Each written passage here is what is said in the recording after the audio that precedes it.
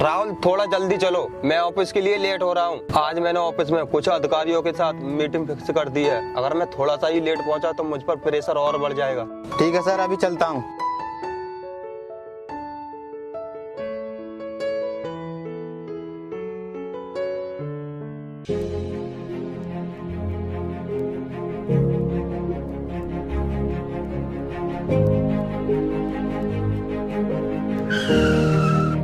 Oh shit यार, राहुल तूने ये क्या कर दिया। चलो उतर कर देखते हैं।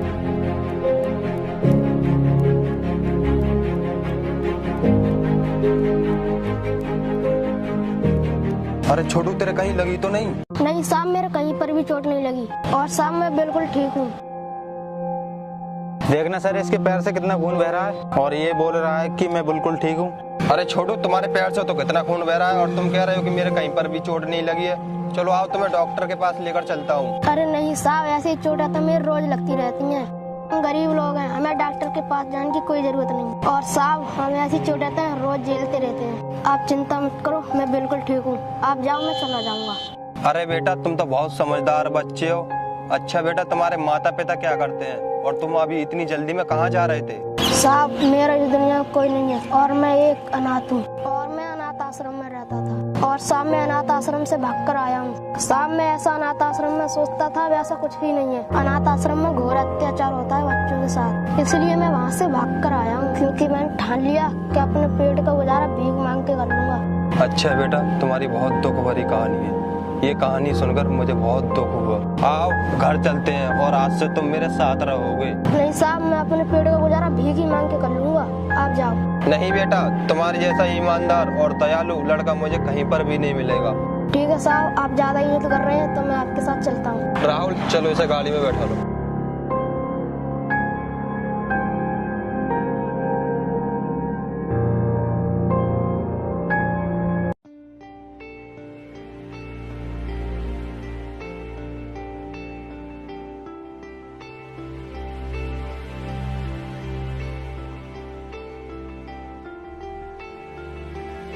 अरे आज आप ऑफिस से बहुत जल्दी आ गए और ये साथ में किसको लेकर आए हो?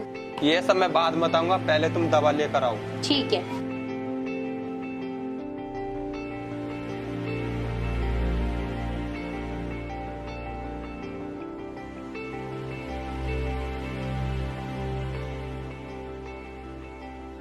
ये लो, और ये रहे बैंडेड, इसको लगाओ जल्दी।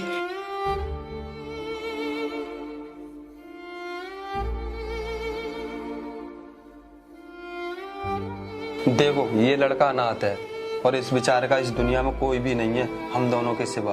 वैसे भी मुझसे घर का काम तो होता नहीं है और आपने एक बोझ और मेरे सर पे लाके पटक दिया। ये तुम क्या बोल रही हो?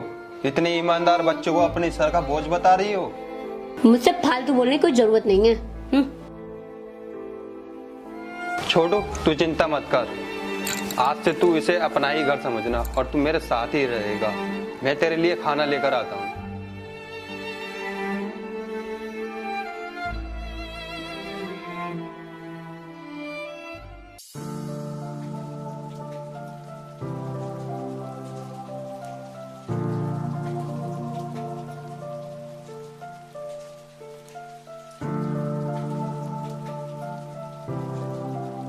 मोहिनी, मैं ऑफिस के लिए निकलता हूँ और तुम पुष्पेंद्र का ख्याल रखना और उसे टाइम पर खाना दे देना। ठीक है, आप जाओ, मैं उसका ध्यान अच्छे से रखूंगी।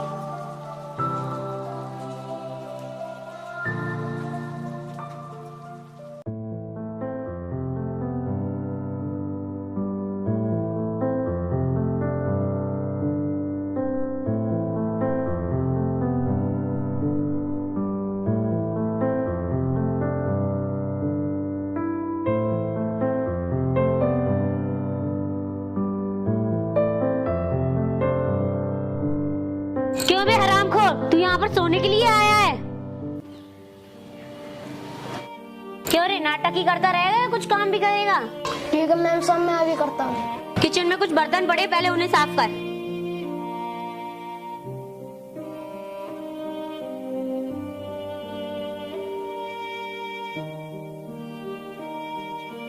ए भगवान, तूने मेरे माता पिता क्यों छीन लिया? अगर आज भी जिंदा होते तो मुझे ये दिन नहीं देखने पड़ते।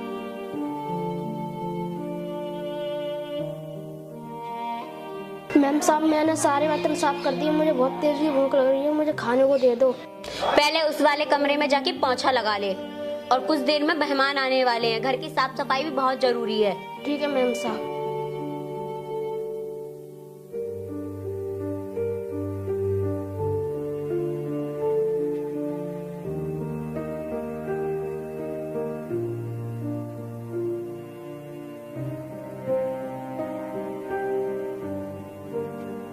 अब आया ना मजा, आया ना ऊंट पहाड़ के नीचे।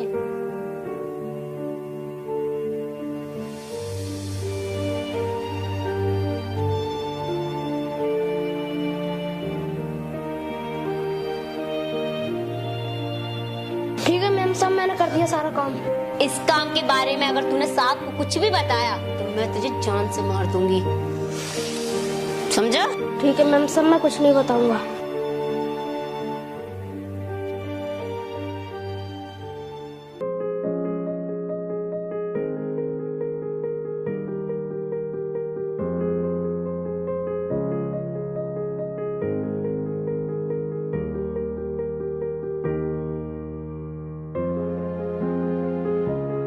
मोहिनी, पुष्पेंद्र कहीं पर दिखाई नहीं दे रहा, कहाँ पर गया?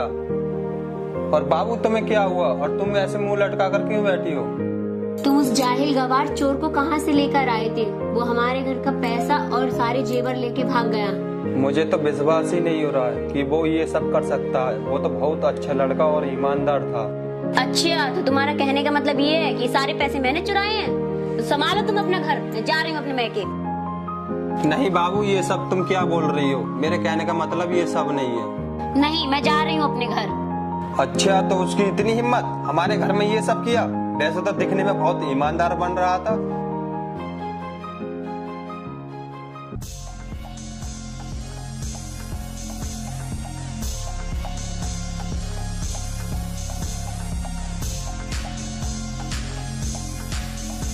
अन्ना रेडी टक्का, तुम तीनों मेरी बात ध्यान से सुनो। जाओ और मुझे 2 लाख रुपए का इंतजाम करके लेके आओ। बॉस, आज आपको इतने पैसों की जरूरत क्यों पड़ गई? अब वो जितना बोल रहा हूँ उतना कर, फालतू की बातों पर ध्यान मत दे। जाओ और काम होशियारी से करना। जी बॉस।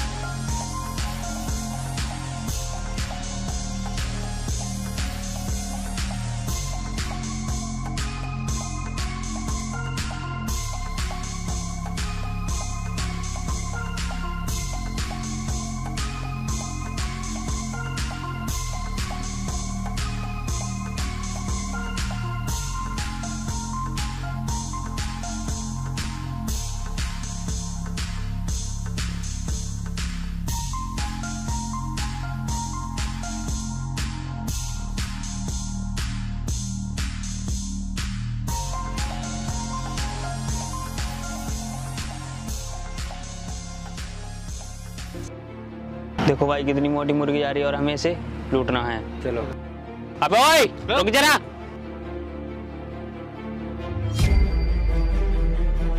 कौन हो तुम लोग और क्या चाहिए? तुम्हारे पास जितना भी माल है वो निकाल दो, वरना मैं इसकी खोपड़ी उड़ा दूंगा। नहीं नहीं, मेरे पति को कुछ भी मत करना, मैं सब कुछ देती हूँ।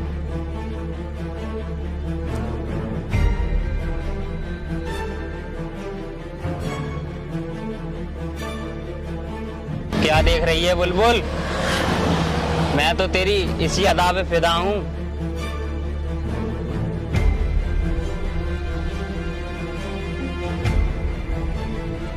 अरे ये लोग कौन है और कैसे छेड़खानी कर रहे हैं? अभी देखता हूँ चलकर सालों को।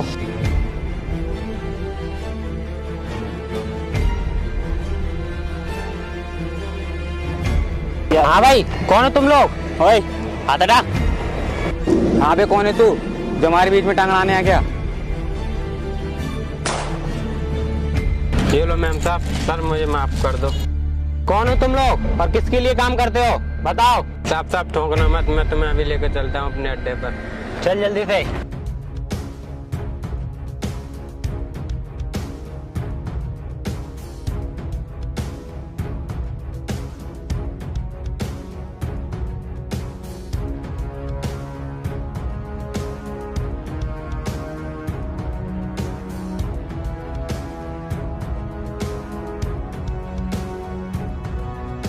अरे राहुल, तू और ये सब क्या है? और तूने ये काम कब से चालू कर दिया? हाँ आप मुझे महीने की कितनी तनख्वाह देते थे? 5 से 6 हज़ार। उसमें मेरा गुजारा नहीं हो पाता था, इसलिए मैंने ये काम शुरू कर दिया और मैंने सोच लिया था कि मैं एक न एक दिन इस पूरे शहर पर राज करूंगा। लेकिन सर, ये कौन है? शायद आप लोगों ने मुझे पहचाना नहीं, मैं वही हूँ।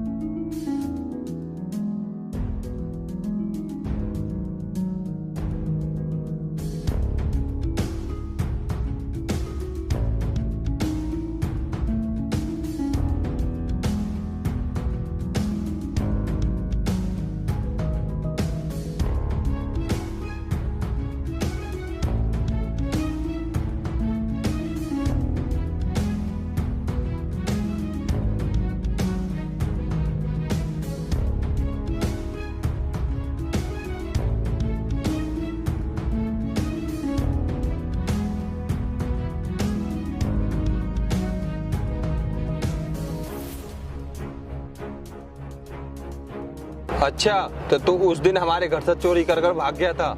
नहीं सर, चोरी इसने नहीं, चोरी तो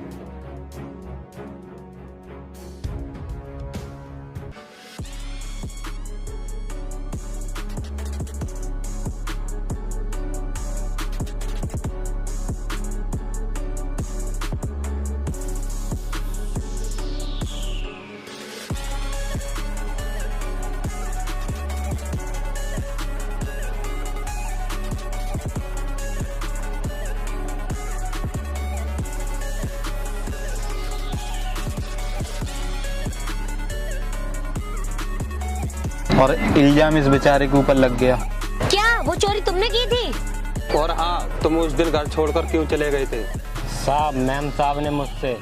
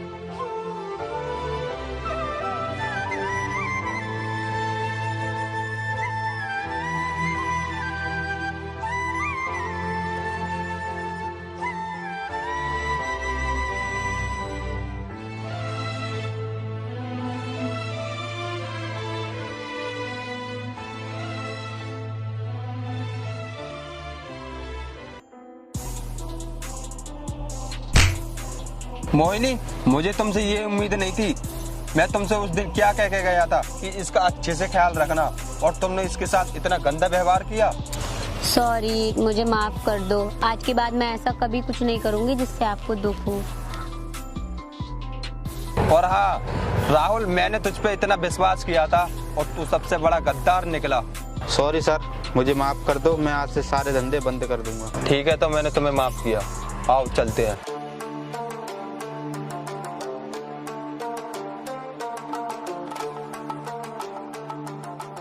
बहकी सभी जुबां है, हम हैं हजारों में, अब की कमी जरा है, हर चीज खास है, अब है जो है वो